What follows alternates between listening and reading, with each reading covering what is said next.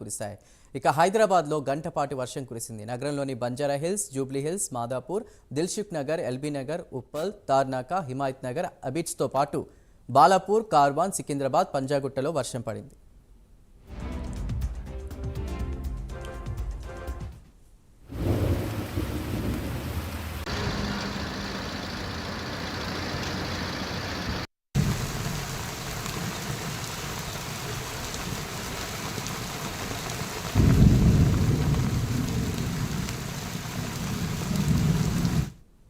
దాదాపు చాలా రోజుల నుంచి తెలంగాణ ప్రజలు ఉక్కపోతకు గురవుతున్నారు. ఇక ఒక్కసారిగా తెలంగాణలో వాతావరణం చల్లబడింది.